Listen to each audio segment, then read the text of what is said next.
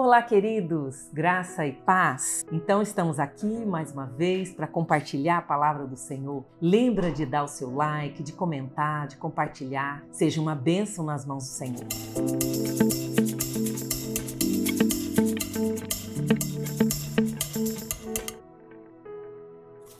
Nós vamos estar falando agora nesse momento em 3 porções da Bíblia muito especial. 2 de Reis 7, Jonas capítulo 2 e 1 Coríntios 13. 2 de Reis 7, nós vamos ver aqui as consequências do término do cerco de Samaria. E esse processo foi muito difícil, foi um momento terrível para o povo. E logo aqui no versículo 1 nós vemos então o profeta Eliseu dando uma ordem. E ele falou o seguinte: ouçam a palavra do Senhor. Assim diz o Senhor: amanhã, por volta desta hora, na porta de Samaria, tanto uma medida de farinha como 2 medidas de cevada serão vendidas por uma peça de prata. E aí, continuando a leitura, vai dizer que estava o rei, estava ali naquele momento, e tinha um oficial também. E ao ouvir essa palavra, o oficial, ele diz o seguinte: ainda que o Senhor abrisse as comportas do céu, será que isso poderia acontecer? E Eliseu responde: você o verá com seus próprios olhos,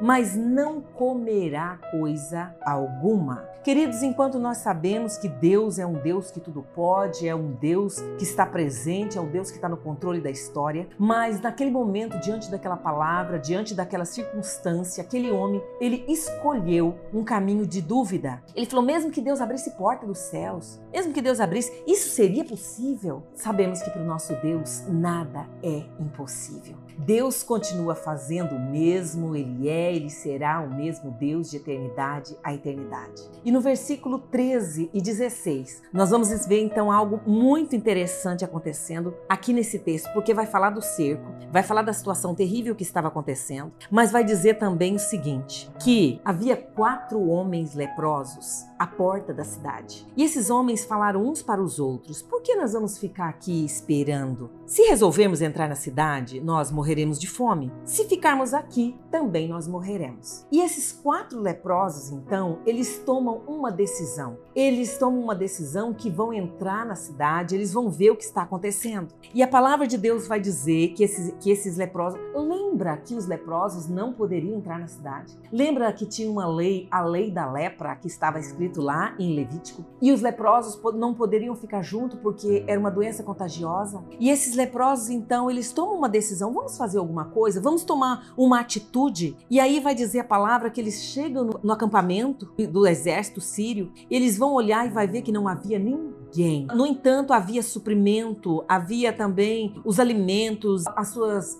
riquezas, os tesouros, todos tinham deixado. Por quê? Porque a palavra vai dizer que o Senhor tinha feito eles ouvirem um ruído de um grande exército, cavalos e carros de guerra, de modo que eles falaram uns aos outros: o rei de Israel contratou o rei dos hititas e dos egípcios para nos atacar, então vamos salvar nossas vidas. E fugiram. E aí, queridos, a palavra vai dizer que esses leprosos entram ali e eles começam a ver que há provisões, tem tesouros, e eles comem, se fartam, escondem e voltam novamente. Na terceira vez, eles olham e falam: espera, o que estamos fazendo não é certo. O que estamos fazendo, a cidade toda está morrendo, as pessoas estão morrendo de fome e nós precisamos anunciar o rei. E aí aqui eu aprendo uma coisa, que o Deus de milagre, o Deus que usa as coisas loucas, aqueles 4 leprosos excluídos que não poderiam entrar na cidade, eles passam a ser agente de boas novas, eles levam a notícia para o rei. E aí aquela palavra que o profeta tinha falado: amanhã vai ter tanto uma medida de farinha como 2 medidas de cevada, sabe? Aquela palavra, ela vai se cumprir da forma que o homem de Deus tinha dito. E aí, queridos, quando o profeta fala e aquele homem fala: mas ainda que o Senhor abra janelas do céu, isso vai ser possível? E o profeta fala: você vai ver,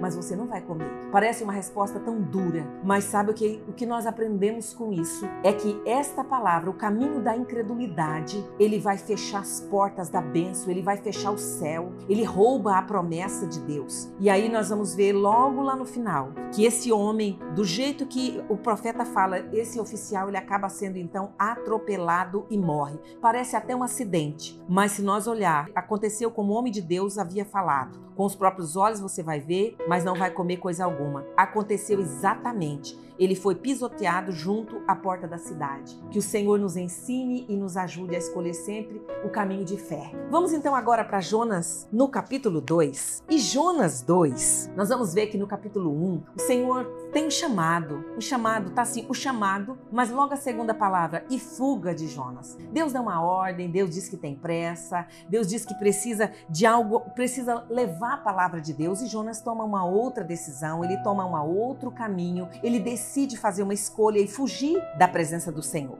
Mas quando nós chegamos aqui no capítulo 2, que o tema é a oração de Jonas, e vai estar dizendo logo no início, dentro do peixe Jonas orou ao Senhor, o seu Deus. Sabe o que é mais interessante? É o local que foi, aonde ele estava. A palavra diz que ele estava dentro do peixe, e ele estava desesperado, e em desespero ele clama ao Senhor, e o Senhor respondeu. Lembra que quando nós vamos lá para o capítulo 1, Deus está falando que tem pressa, Deus está falando que ele precisa tomar uma atitude, e essa atitude tem que ser rápida? Pois é, ele foge.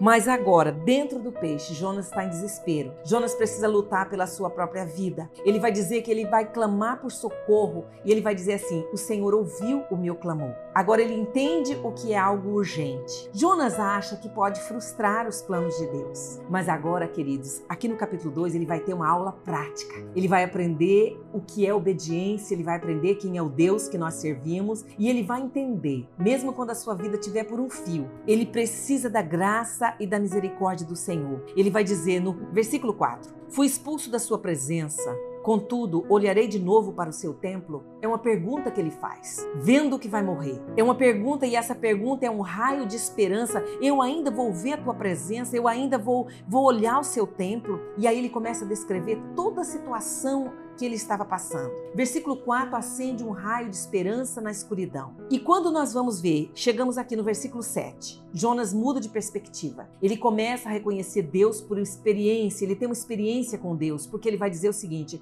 quando a minha vida já se apagava, eu me lembrei de ti, Senhor. A minha oração subiu a ti, ao teu santo templo, quando não tinha mais esperança, quando tudo estava perdido, eu me lembrei de um Deus de misericórdia. E aí ele vai dizer o seguinte, decidi cumprir os meus votos com o Altíssimo. Eu decidi cumprir, Senhor. Eu decidi viver para a tua glória. Eu decidi fazer a sua vontade. Eu prometi, Senhor, eu vou cumprir os meus votos que eu fiz ao Senhor. Eu vou cumprir totalmente. O que você tem prometido ao Senhor? Quais são as promessas que você tem feito ao Senhor? No momento que Jonas decide viver pelo seu propósito, a palavra de Deus diz no versículo 10, e o Senhor deu ordem ao peixe e ele vomitou Jonas em terra firme. Glória a Deus. Vamos para 1 Coríntios, capítulo 13. E 1 Coríntios, capítulo 13, só esse capítulo dava uma ministração completa. Porque aqui nós vamos estar falando sobre a coisa mais importante, sobre o amor. Um capítulo inteiro. E o apóstolo Paulo, então, no capítulo anterior, ele estava falando sobre dons espirituais, diversidade de dons,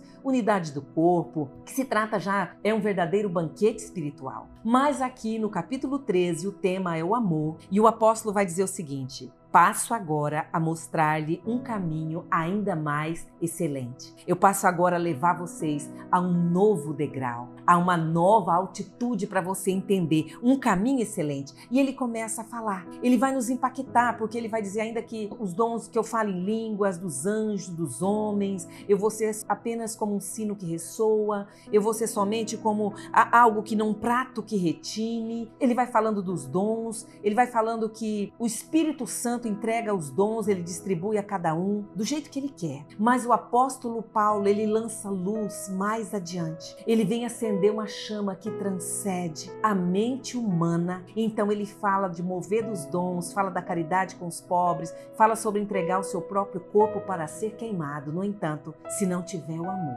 Mas o que é então o amor? Ele vai falar o que é o amor aqui no versículo 14. E ele vai falar o seguinte, ele vai falar o que é o amor no versículo 4. O amor é paciente, o amor é bondoso, não inveja, não se vangloria, não se orgulha, não maltrata, não procura os seus interesses, não se ira facilmente, não guarda rancor. O amor não se alegra com a injustiça, mas se alegra com a verdade. Tudo sofre, tudo crê, tudo espera, tudo suporta. Queridos, o apóstolo Paulo, ele vai estar dando uma lição aqui. Ele vai trazer luz e entender um caminho mais excelente. Que todas as coisas, as formas que o Senhor vai nos usar como instrumento, é o Senhor nos usando com um propósito. Mas o amor é uma semente que eu decido gerar no meu coração. É algo da essência divina que eu vou manifestar. E esse amor, ele vai trazer conhecimento completo, porque ele vai falar então que nós conhecemos em parte, mas um dia eu conhecerei plenamente, da mesma forma como sou plenamente conhecido. E assim permanece agora os três: a fé, a esperança e o amor. Mas o maior deles é o amor. Deus te abençoe, querido.